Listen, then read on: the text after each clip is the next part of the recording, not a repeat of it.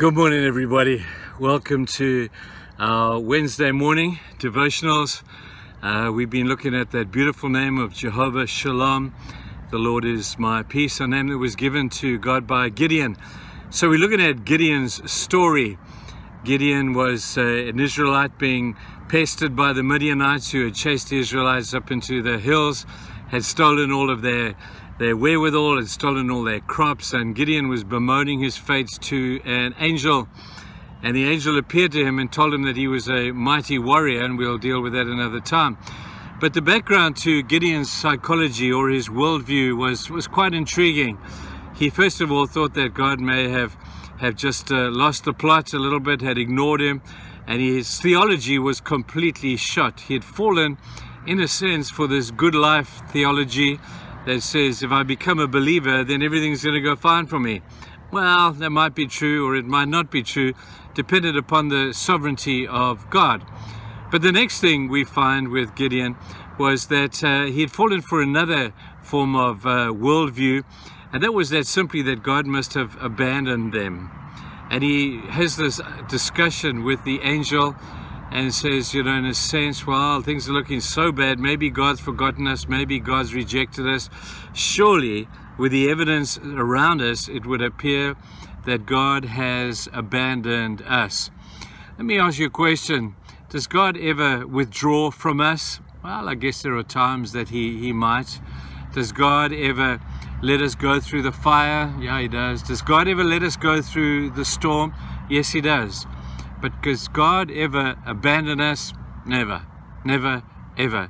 Even though we may go through the storm and the fire and all of these things, God will never, ever abandon you.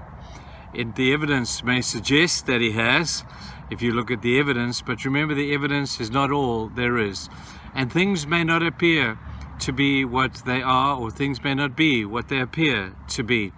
God will never, people, abandon you. Do not look at circumstances as a measure of God's presence. That's just foolish, and that's unwise. God's presence is never determined by your circumstance.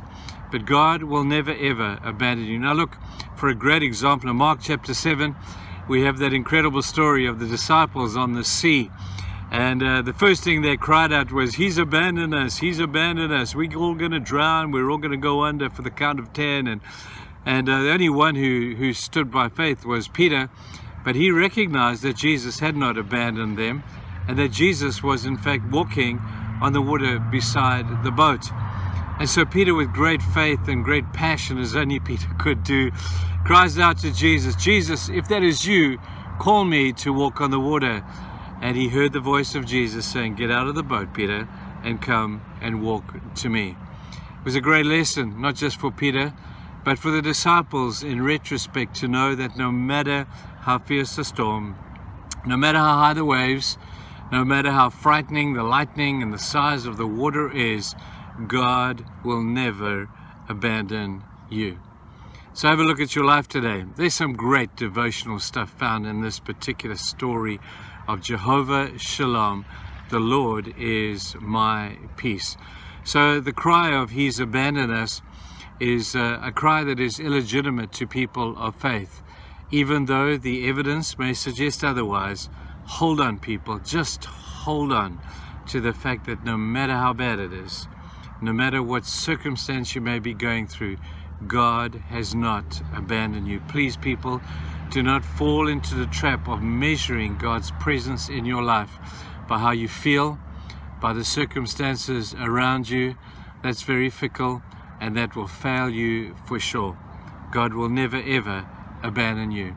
Just like with the disciples on the water, He was there with them. So today, won't you take that thought in today? I certainly am. And certainly our country right now is going through some traumatic times with the third wave hitting us, and in various places, to you up in Johannesburg and to other places. Our hearts go out to you. We continue to pray for you.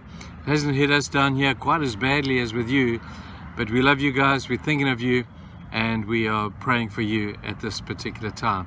No matter how high the storm, God has never and will never abandon you. You hold on to that today. Have a great day, people. See you soon.